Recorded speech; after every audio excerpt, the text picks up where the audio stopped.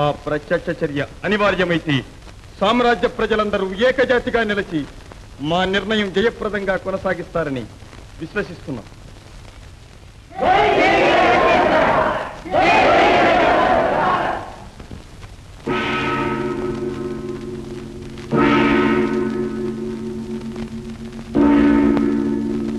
ఎవరది? ఎవరో ప్రజలు న్యాయం కోరుతున్నారు ప్రభు. ప్రవేశపెట్టు.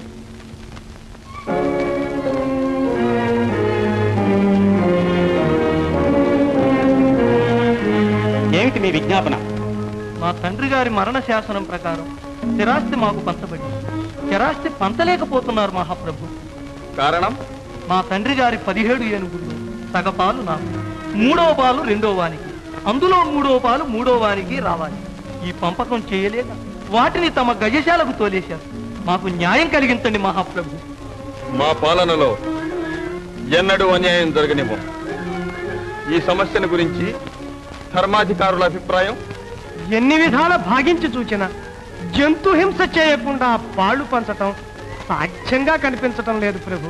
మరణించిన వాడు మతిలేని వాడు కాదు మహాప్రభు, ప్రతిభావంతుడైన ప్రభుభక్తి పరాయణుడు కనుకనే సాధ్యం కాని విభాగాలతో మరణ శాసనం రాశాడు.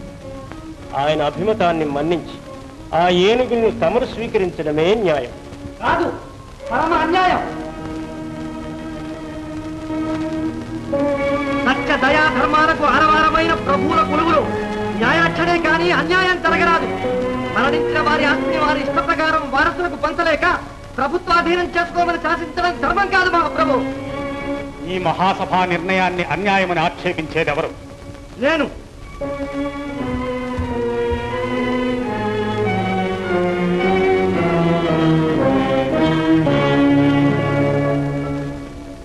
ఈ నేరానికి పరిహారం తెలుసా?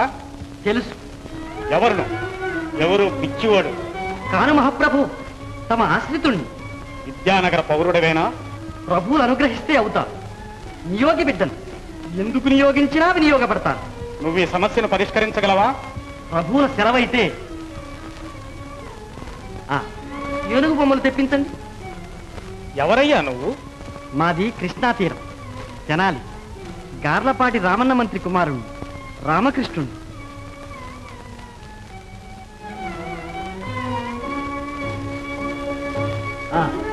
ఇవి పంచవలసిన 17 ఏనుగులు.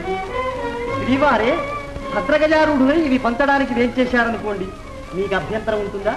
ఉండదు.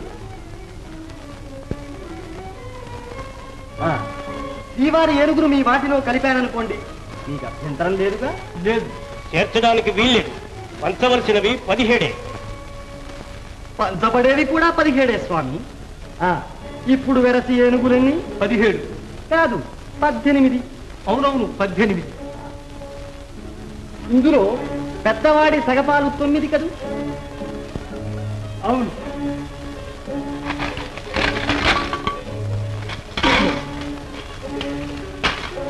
రెండవ వాడి 3వ వంతు 6.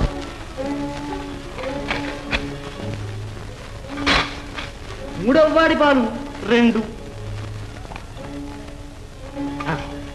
ఇక మిగిలింది శ్రీవారి ఏనుగు. ఇది వారి పాలు.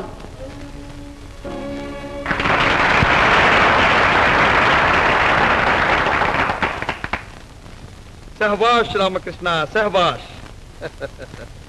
మీ బుద్ధి బలం వల్ల మా భువన విజయం గౌరవం దక్కింది. మీరు సదా మా సభను అలంకరించి మాకు ఆనందం కలిగించాలని మా కోరిక. ధన్యుణ్ణి మహాప్రభో, నేటికి నా తపస్సు ఫలించింది.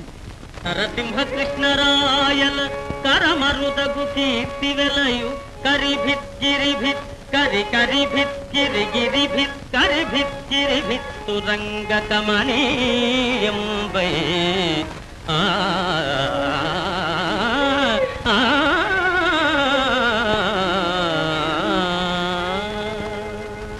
అద్భుతం. నీవు కవివి కూడా నా చిరంజీవి.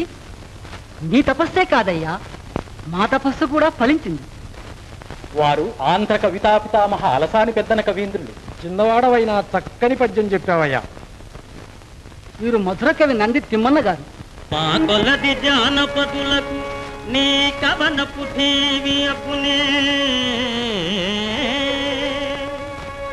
మా కొలది జానపదులకు నీ కవనపు టీవీ అబ్బునే కూపనట భేకములకు గగనధునే శ్రీకరముల చెమ్మ నంది సింగయ తిమ్మ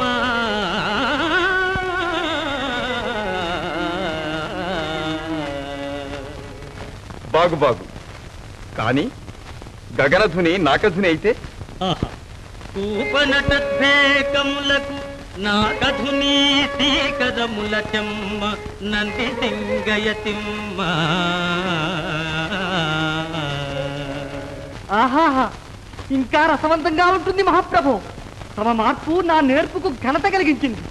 మహారాజ కవికి ఈ కవి బహుమానం సమర్పిస్తున్నాడు. స్వీకరించండి.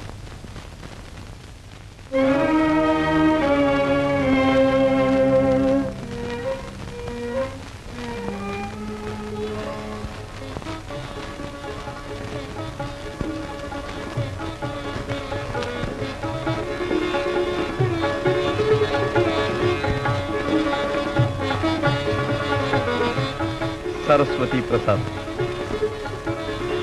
ఇవి మీరు స్వీకరించండి. ఇక నుంచి మీరు మా ఆంతరంగికులు.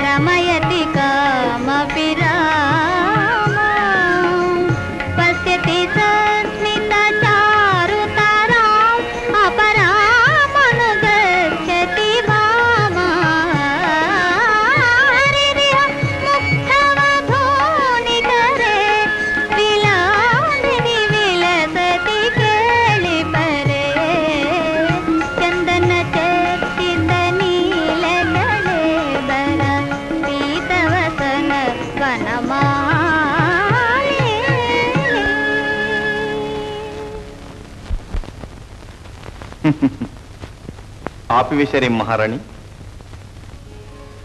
గోవింద సాక్షాత్కారం కలిగిందిగా ప్రభు.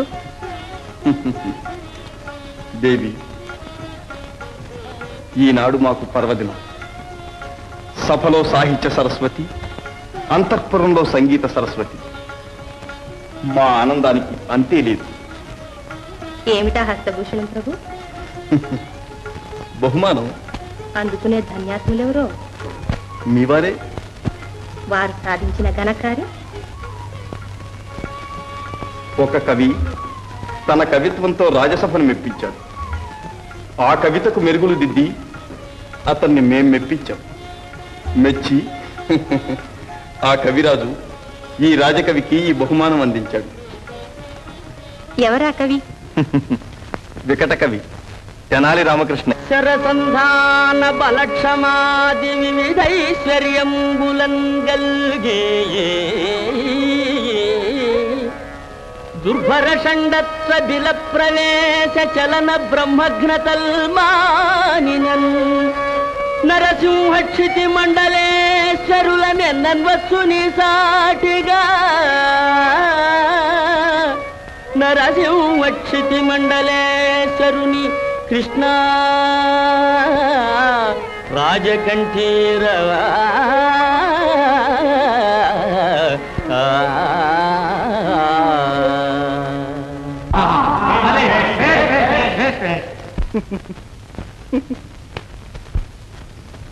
వికట కవులు ఎందుకో నవ్వుతున్నారు? మరేమీ లేదు మహాప్రభు. తోక ముడిచి బిలప్రవేశం చేసే సింహం ప్రభువులకు సాటి కాదంటూనే రాజకంఠీరవాని తాతగారు సంబోధిస్తుంటే నాకు నవ్వొచ్చింది. మంచి పట్టే పట్టావు మనవడా. ఏది నువ్వు పద్యం చెప్పు విందాం.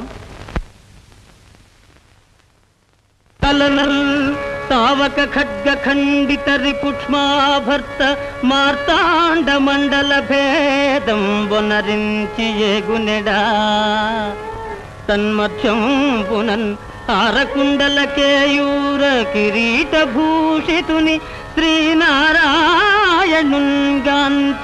లోగలగం వారుతునేగే నీవయను శంకన్ కృష్ణరాయాధిప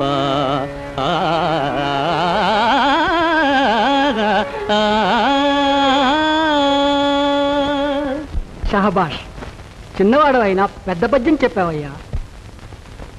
అందుకో రామకృష్ణయ్య ఈ బహుమానం.